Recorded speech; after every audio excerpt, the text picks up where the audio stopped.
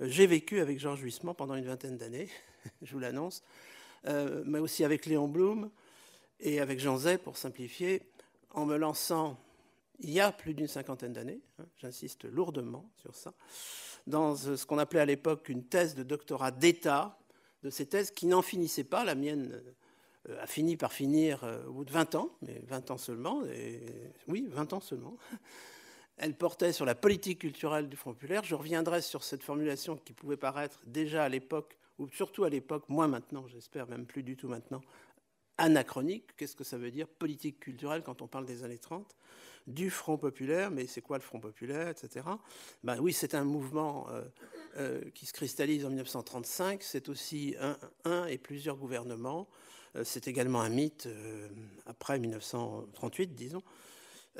Politique culturelle du Front populaire, dont la version allégée est ici présente. C'est la version allégée, hein, bien entendu, sous le titre La Belle Illusion, donc 1033 pages, là.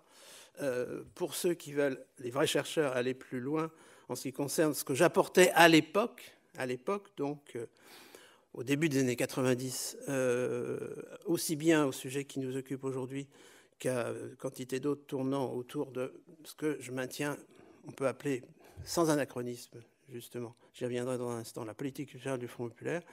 Il faut se reporter à la version dactylographiée de la thèse, qui est accessible, entre autres, à la BNF, etc.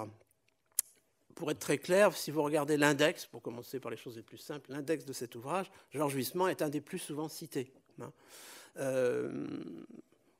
Clairement, vous avez là un exemple l'exemple d'une équipe, et ce n'est pas une équipe qu'on reconstitue a posteriori parce qu'on est obligé d'en tenir compte, ce sont des contemporains qui travaillent sur le même terrain, mais il y a effectivement un vrai réseau dont fait partie Georges, mais dont fait partie aussi Jean Zay, on le verra, Léon Blum à sa manière. J'insisterai peut-être moins sur Léon Blum, et je suis désolé de vous le dire, je vous renverrai surtout à la thèse. Donc nous aurons quelques minutes de discussion, mais pour les précisions, moi-même je me suis relu à cette occasion, c'est toujours redoutable, je suis obligé de dire que pour les détails, en ce qui concerne en particulier un certain nombre d'événements, d'expositions, de prises de décision que je peux mentionner très rapidement, le mieux c'est déjà de regarder au moins la version allégée, qui est quand même allégée d'une quinzaine de %. Donc pour une lecture complète, la version dactylographiée est encore très bien. Comme Hélène de Talouette, qui maintenant va intervenir après moi, avait consacré sa thèse, je me permets en sa présence de dire que c'est une excellente thèse. Je ne suis pas le seul à le penser, mais je l'ai dit à l'époque, et je le redis là, comme ça, en public. C'est encore plus compromettant. Je pense que la dimension la plus autobiographique du personnage sera abordée par elle, donc c'est très difficile de faire la part entre les deux. J'ai proposé de dire que j'insisterai sur le dernier directeur général des Beaux-Arts, il faudrait préciser de la République, puisque Louis Hautecoeur a été éphémèrement directeur général des Beaux-Arts et très vite secrétaire général, ce qui était un décalage. J'ai eu l'occasion de travailler il y a quelques années sur Hautecoeur, certains le savent peut-être. C'est effectivement un changement de perspective que de passer de la notion de directeur général à celle de secrétaire général dans un système qui est le système de Vichy. Là aussi, je ne vais pas consacrer ne serait-ce que 30 secondes à essayer d'expliquer pourquoi. Maintenons que Georges Huysmans est vraiment le dernier directeur général des Beaux-Arts. Et il n'y aura plus de directeur général des Beaux-Arts après, sous la 4e République, pas simplement parce que l'organigramme bouge, mais l'organigramme bouge parce que la société a bougé, à la limite, l'univers a bougé. Et les organigrammes ne sont que des cristallisations de tout le reste. Donc, je maintiens que c'est le dernier directeur général des Beaux-Arts. Et la première remarque qu'on peut faire, c'est que c'est un haut fonctionnaire. Le terme commence à se cristalliser aussi à l'époque, mais enfin, il n'est pas d'un usage aussi courant qu'aujourd'hui. Donc, méfions-nous de l'anachronisme. Haut fonctionnaire, ça ne vient pas spontanément sous la plume des contemporains des années 30. Appelons-le haut fonctionnaire. Mais alors, n'oublions pas que, d'ailleurs, le Front populaire était concerné par ce sujet, puisqu'il y a eu un grand projet auquel je consacre de longues pages dans un article plus récemment paru de création d'une école nationale d'administration, voilà, le deuxième projet avant le troisième d'après-guerre qui sera le bon, mais auquel collabore déjà quelqu'un comme Michel Debré, hein, au moment du Front populaire. Je dis au moment du Front populaire, pas forcément au sein du Front populaire. Donc, comme il n'y a pas d'énarque, le haut fonctionnaire, dans le cas de Georges Huysmans, dans le cas de son quasi-prédécesseur, puisqu'il y a eu un très court intermède, Paul Léon, c'est ce qu'on pourrait appeler un intellectuel, au sens où il a une légitimité de chercheur, ça c'est quand même important, d'écrivain, on peut discuter écrivain, écrivant, etc. Et alors, ce qui, évidemment, m'a frappé, a frappé quelques-unes et quelques-uns de mes collègues, d'historien. Le quasi-prédécesseur, disons le prédécesseur, Paul Léon, directeur général des Beaux-Arts de 1919 à 1933, est également un agrégé d'histoire, comme Georges Huysmans. Louis Hautecoeur est un agrégé d'histoire. Après, vous avez les histoire de l'art. Mais enfin, ça mériterait d'ailleurs, à mon avis, un travail. Il y a eu déjà des choses sur les historiens en politique, les historiens dans l'administration centrale. Là, vous avez, avec les Beaux-Arts, un exemple très intéressant à travailler, ce sont des historiens. Alors qu'à la fin du XIXe siècle, pour simplifier, on peut dire qu'on a plutôt affaire à des littéraires, parlons comme aujourd'hui, pas forcément des littérateurs, mais parfois des littérateurs, voire des artistes, parce que Dujardin-Baumetz, qu'est-ce que c'est? C'est un artiste au pouvoir. Et avec, dans le cadre du Jardin-Baumetz, ce qui est extraordinaire, la possibilité, alors là, de mettre entre parenthèses la direction générale des Beaux-Arts, puisqu'il est de fait directeur général des Beaux-Arts sans le titre, et qu'il est surtout sous-secrétaire d'État. Bon, mais ça, on commence à connaître du Jardin-Baumetz, c'est quand même très intéressant de le reprendre un jour sous l'angle un peu théorique de mais qui choisit-on, à partir de quelle légitimité, de quels titres et fonctions. Voilà. Paul Léon et Georges Huysmans, qui sur d'autres plans peuvent être très distincts, mais pas sur tous d'ailleurs, sont des historiens qui se retrouvent à la tête d'une administration publique. Vous savez que Georges Huysmans n'est pas en effet agrégé d'histoire, il est archiviste paléographe. Sur ce plan-là, il y aurait beaucoup de choses à dire, puisque je vais signaler un petit événement qui m'avait été raconté par Lucie Mazoric, la veuve d'André Chanson, qui s'est déroulé à Versailles, au château de Versailles, qui a un lien direct avec notre sujet, en 1936. Un déjeuner au château de Versailles, où André Chanson est à l'époque, disons, conservateur adjoint du musée du château de Versailles. Ce qu'on finit par oublier, lui-même l'a un peu oublié, parce qu'en fait, comme c'est un politique, Chanson, il y a plein de qualités d'ailleurs très intéressantes. Et le fait qu'il fût protestant cévenol n'est pas du tout un hasard, quand on voit qui était autour de la table à ce moment-là, et qu'on est en 1936. Mais effectivement, André Chanson est un archiviste paléographe faisant de la politique, comme un certain nombre d'autres, peut-être pas tant d'autres, mais un certain nombre d'autres. C'est le cas de Georges Huysmans. Il est même aussi pensionnaire de la Fondation Thiers, ce qui me touche directement. Et il est de ces innombrables intellectuels, je vais maintenir le terme, je ne vais pas le justifier plus longtemps, je serai prêt, mais on ne pourra pas en discuter là, à ce stade. Heureusement, il y aura des actes publiés. C'est un intellectuel qui est traversé de part en part par la Première Guerre mondiale. Vous me direz qu'il n'est vraiment pas le seul. Depuis les paysans, les ouvriers, jusqu'aux archivistes paléographes, bon, vous ne pouvez pas comprendre, d'ailleurs, j'allais dire, les rois thaumaturges, pour moi, de Marc Bloch, ça s'éclaire par la Première Guerre mondiale. Vous prenez n'importe quel sujet, bon, c'est même presque trop facile. Il est d'ailleurs, il faudrait qu'on m'éclaire là-dessus, en parenté avec Marc Bloch, mais il a surtout été le secrétaire de la revue de synthèse historique. Hein, la fameuse revue de synthèse, dont on oublie souvent de dire qu'elle est historique à l'époque, avant d'être la revue de synthèse tout court, d'Henri Baird. Donc, tout est en place pour faire une carrière de, on va dire, faisons de l'histoire contrefactuelle, d'historien des annales, quoi. Et pas du tout. Première Guerre mondiale.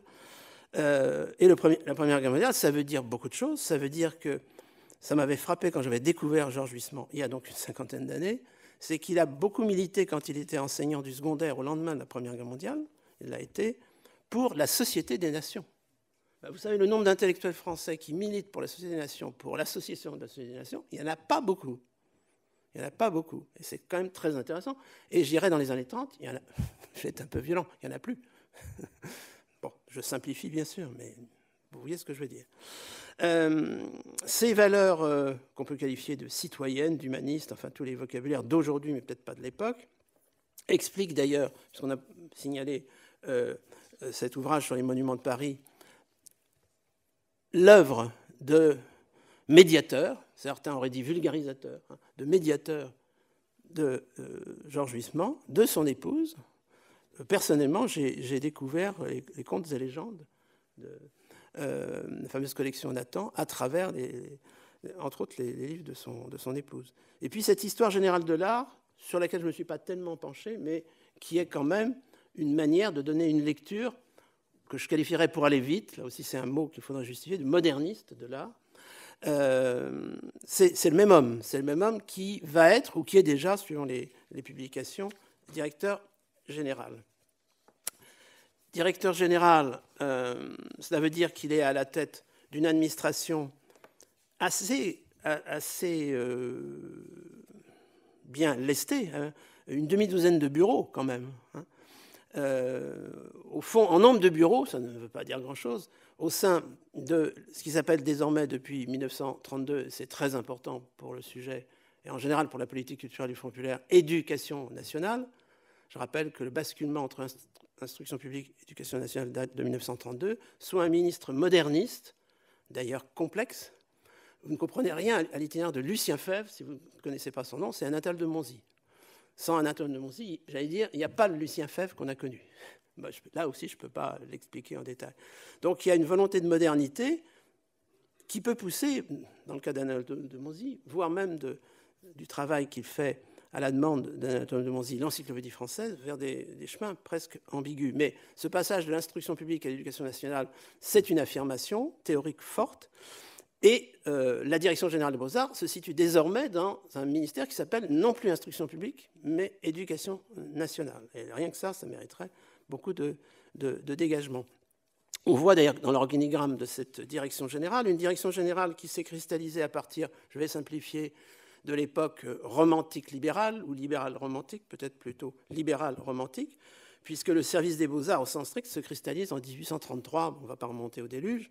Le rapprochement puis le rattachement à l'instruction publique, c'est 1870, une des dernières décisions du Second Empire, parce qu'il faut savoir que le Second Empire était en train de construire quelque chose qui aurait pu donner un ministère presque de la culture en 1870. Il y a des raisons évidentes, il n'y a que la date pour montrer que ça n'ira pas très loin.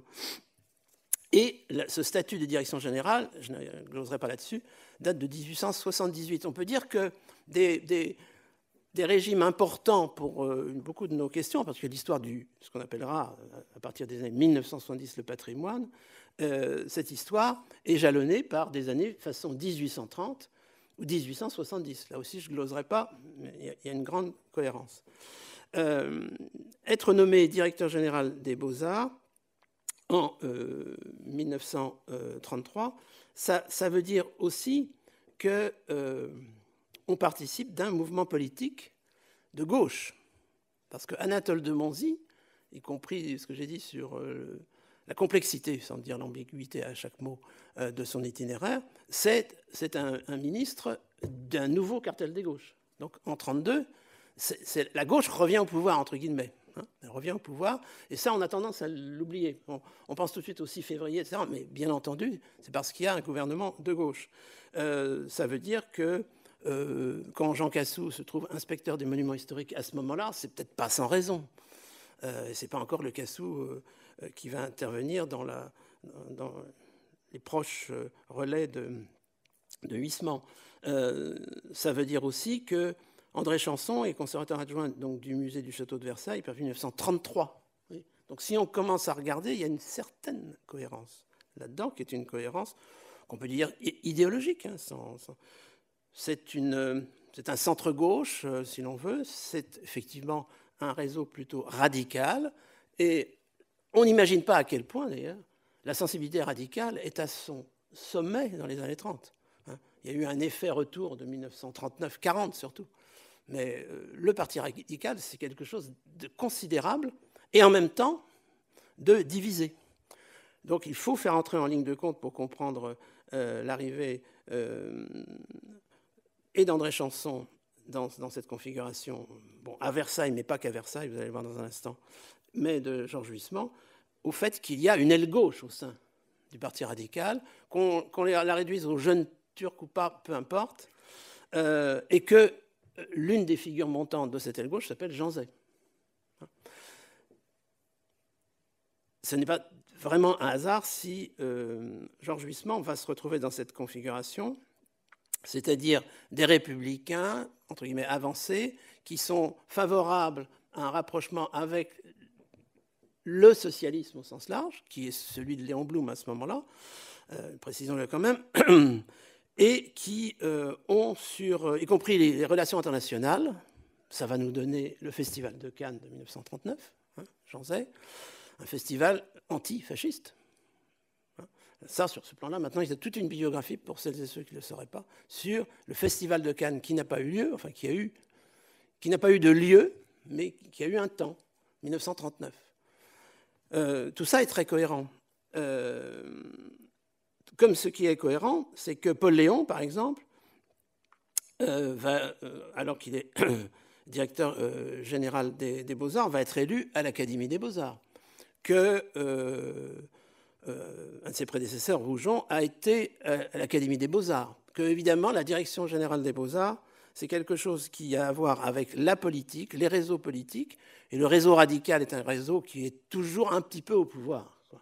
Toujours un petit peu au pouvoir, à partir des années 1890, jusqu'à 1940 compris. Jusqu'à 1940 compris. Mais c'est un réseau complexe. Et d'autre part, il est évident qu'on ne peut pas être directeur général des Beaux-Arts sans avoir la nécessité de se situer par rapport à l'Académie des Beaux-Arts.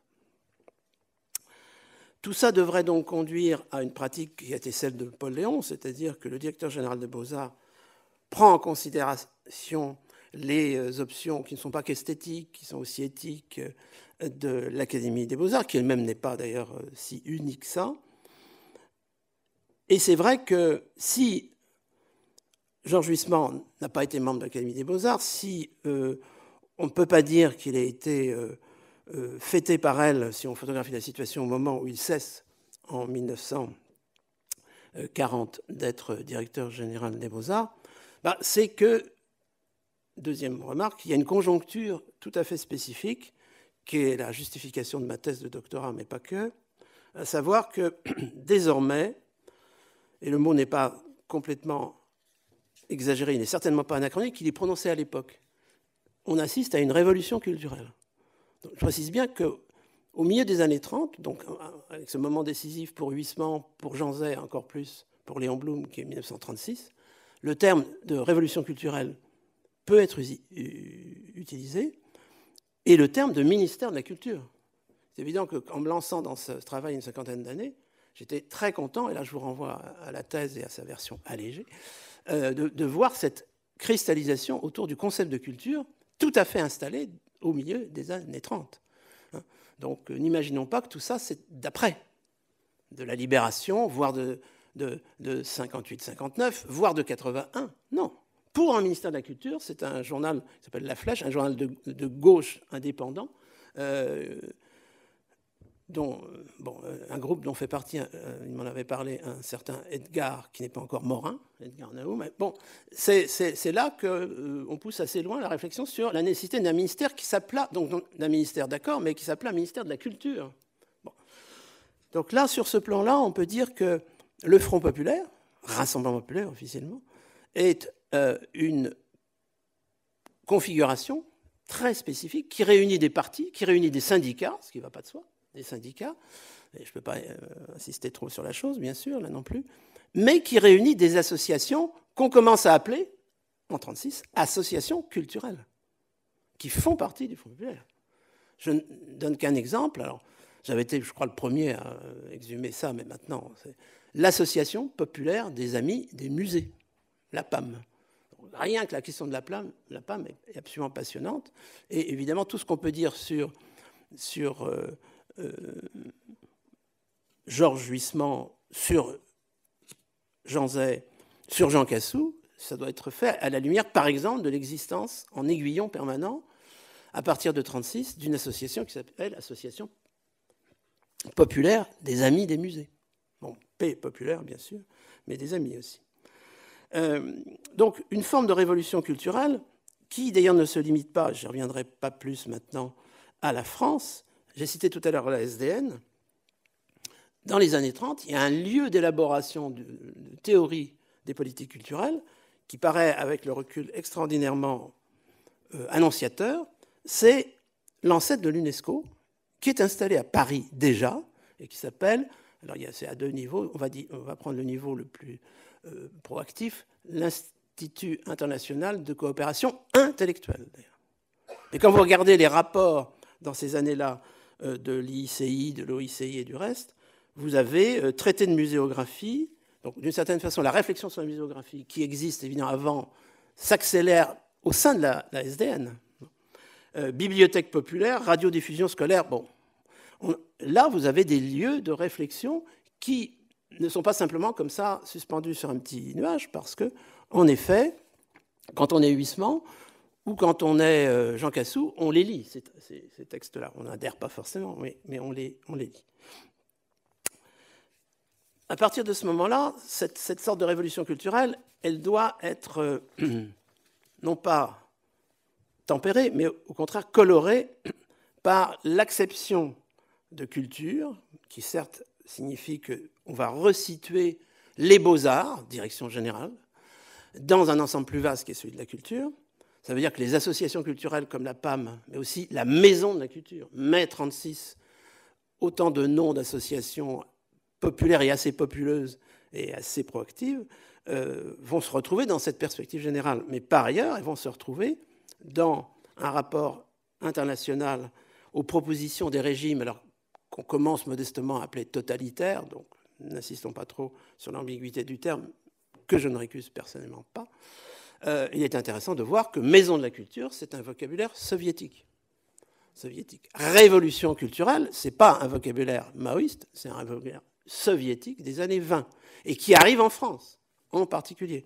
Mais au même moment, vous aurez une réflexion dans les milieux fascistes qui va donner le Minkulpop, le ministère de la Culture populaire. Donc on ne peut pas faire comme si tout ça n'avait pas du sens, y compris la manière dont les gens du Front populaire vont relire ce qui se passe dans deux pays étrangers, l'Espagne comme par hasard, bien sûr, surtout à partir du début de la guerre civile, et la Tchécoslovaquie dont on ne parle vraiment pas. N'oublions pas que Munich 38, ça a signifié un choix géopolitique, dont on reparle régulièrement, c'est étrange. Mais c'est aussi le choix de ne plus soutenir une expérience culturelle assez exceptionnelle dans le regard de la gauche de l'époque.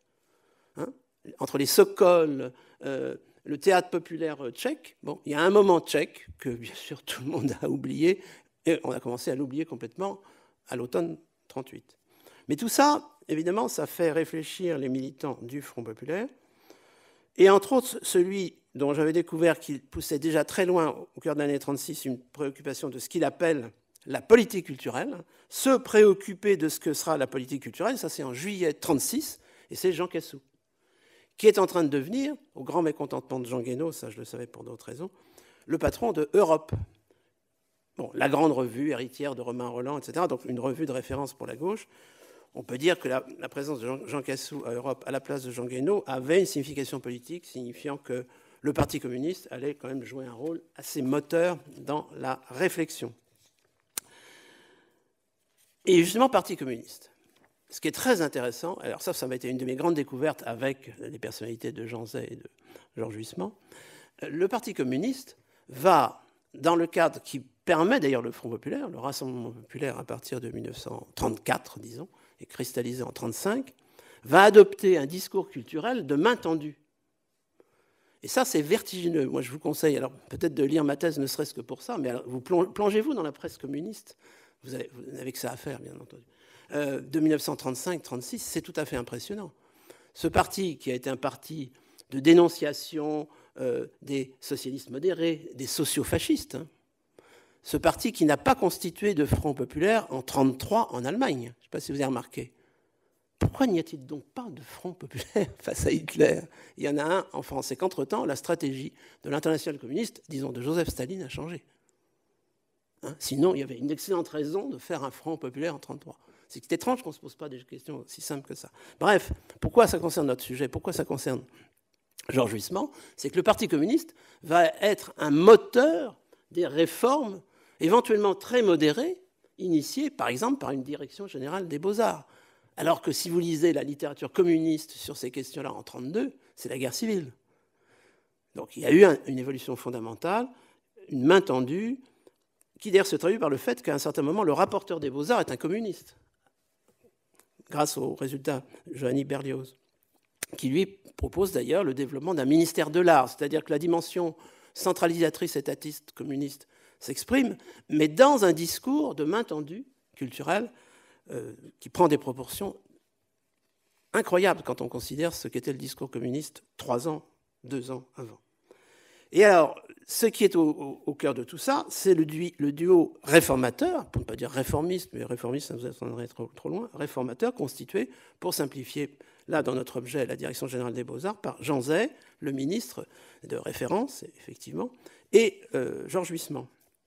Évidemment, 2 radicaux de l'aile gauche. Pour l'anecdote, je le disais tout à l'heure, je tenais ça donc de Lucie Mazoric, la veuve d'André Chanson, c'est au château de Versailles, où André Chanson donc, réside, bonne partie du temps, quand il n'anime pas le grand hebdomadaire de gauche, Vendredi, avec Jean Guéhenno. Il faut quand même imaginer ça. Lui, Chanson est au château de Versailles.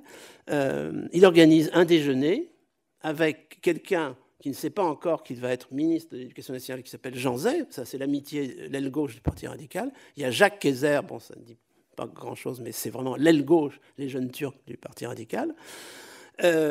Et Jean Cassou que Jean Zay ne connaît pas.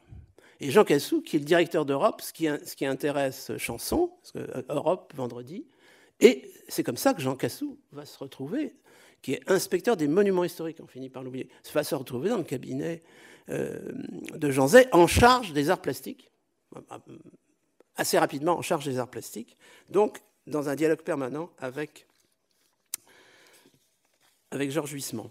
Ce qui explique que vous ayez grosso modo 3 grandes lignes, et là je vous renvoie, désolé, à ma thèse, mais aussi à celle d'Hélène, bien sûr, 3 grandes lignes pour lesquelles, parfois Léon Blum, dans certains cas, mais surtout Jean Zay et bien sûr Georges Huysmans, vont tirer dans la même direction. D'abord, ce qu'on pourrait considérer comme l'ouverture à des formes de modernité. Les exemples sont nombreux. La grande réforme de la Comédie Française, c'est absolument ça. Vous avez une sorte de modernité, avant-garde, c'est presque excessif, et on donne le pouvoir aux modernistes à la Comédie Française. Mais vous avez la même chose en ce qui concerne les arts plastiques. Quand vous considérez, alors là, un outil qu'a utilisé intelligemment Jean Zay et donc Huysmans remontant vers Jean Zay, les expositions internationales et en particulier l'exposition de 1937. Parce que face à la situation budgétaire, face au Sénat qui sera toujours en train de dire, bon, j'avais analysé ça d'assez près pour le projet de musée des arts et traditions populaires et le palais de la découverte, etc. Quand on se trouve dans ce genre de conjoncture, même si dans un premier temps on bénéficie des 100 premiers jours de grâce, non, il faut sans arrêt ruser.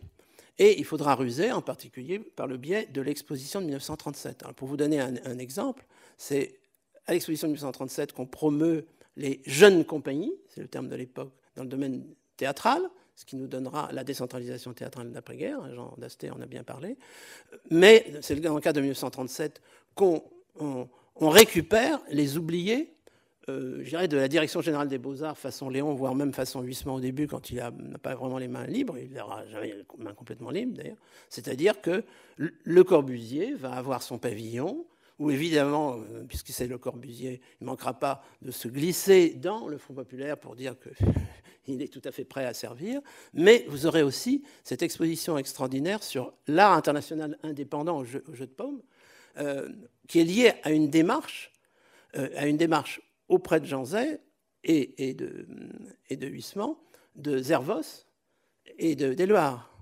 Et ça permet, sous la présidence de Huysmans, d'avoir un comité d'organisation pour une exposition qui ne durera que 3 mois, dans lequel figurent Picasso, Matisse, qui en revanche ont beaucoup de mal, pour ne pas dire aucune réussite, à recevoir encore, même à ce moment-là, des commandes ou des acquisitions. Donc, 1937, rien que ça, ça permettrait de voir où se situe la modernité défendue par Huysmans, soutenue sur ce plan-là par Jean Zay. Le deuxième axe, c'est évidemment l'axe de la popularisation, comme on dit à l'époque, on ne dit pas vraiment démocratisation, et comment la PAM, par exemple, pour ce qui est des musées, va accompagner cette idée de l'ouverture des musées. Et ce n'est pas simplement Henri Verne, les Nocturnes du Louvre, hein, bon, etc.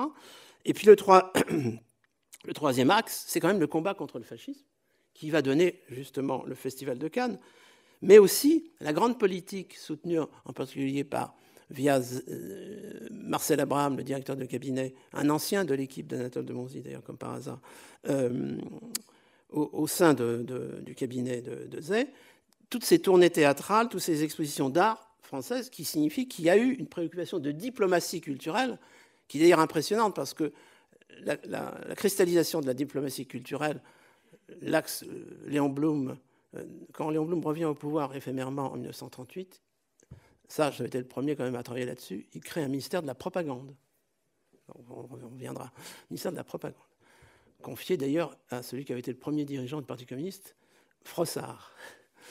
Donc, oui, effectivement, il y a une diplomatie culturelle, et pas simplement sous la forme du Festival de Cannes. On assiste même, je vais bientôt m'arrêter là, on assiste même à une forme de radicalisation des choix de Huysmans ou de ses proches, quand on regarde de près l'évolution de certaines acquisitions, mais surtout, en réalité, ces moments exceptionnels que sont des expositions façon art international indépendant. La possibilité qu'il y ait une caution des pouvoirs publics sur, alors, ce que visiblement on a du mal à qualifier, hein, art vivant, art indépendant, pas tellement art moderne, puisqu'il y a un musée national d'art moderne, que ça va être Hautecoeur, même si Cassou est nommé auprès d'Hautecoeur. Enfin bon, art moderne, ça ne fonctionne plus tellement. Donc on se bat un peu les flancs, et c'est très intéressant de voir les adjectifs hein, à cette occasion-là. Je pense qu'il ne me reste plus beaucoup de temps, donc je vais essayer d'éclairer la part d'échec de tout ça. La part d'échec, c'est comme pour toutes les réformes du Front populaire, le fait que le temps travaille contre le Front populaire. Donc il est important de lancer des initiatives entre le printemps 36 et l'automne 36, parce qu'ensuite tout se grippe progressivement. Huysmans et Jean Zay sont arc-boutés sur des grands textes fondateurs, réorganisateurs, qui ne verront pas le jour finalement. Donc c'est assez répétitif d'ailleurs voir l'ambition qui annonce parfois l'après-guerre, mais pas toujours. Par exemple, en ce qui concerne le droit d'auteur, grand débat. Par exemple, en ce qui concerne le cinéma, la grande loi sur le cinéma, la première grande loi sur le cinéma. Donc c'est très intéressant, je me suis échiné pendant des années à travailler là-dessus pour conclure. Évidemment, cette loi n'a pas été votée. C'est un peu le destin de pas mal de ces initiatives-là, pas seulement celles auxquelles on peut attacher le nom de Huysmans. Mais il y a aussi cet échec plus complexe qui est lié au fait que les milieux des beaux-arts ne vont pas se caractériser, pas plus que les autres, petite parenthèse, j'ai été amené à la demande de l'Institut de France à prendre la parole dans un hommage à Marc Bloch assez récemment. J'ai bien conclu mon travail sur le fait que Marc Bloch sauve l'honneur des historiens, comme Cavaillès sauve l'honneur des philosophes, comme Alpvax sauve l'honneur des sociologues.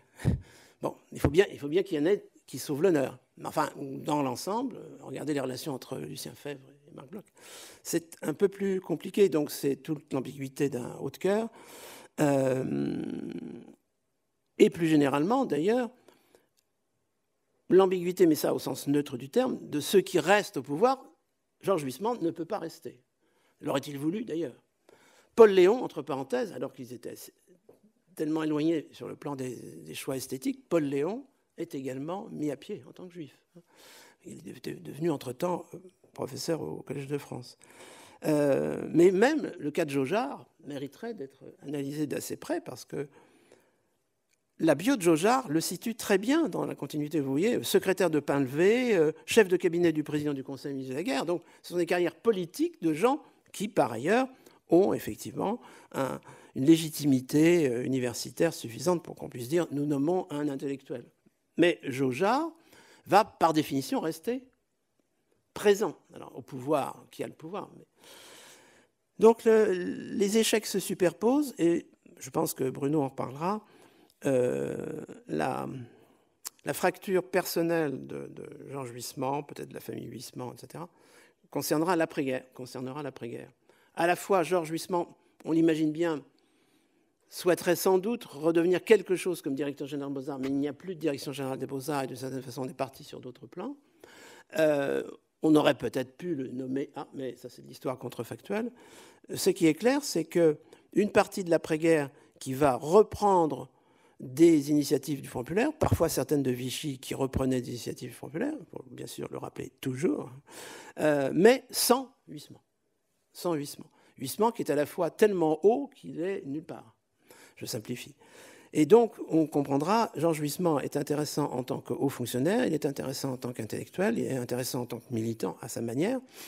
Ce n'est pas celle de Cassou tout à fait, etc., peu importe. Il est intéressant aussi dans sa dimension, faut-il dire, tragique, oui, disons tragique. Merci.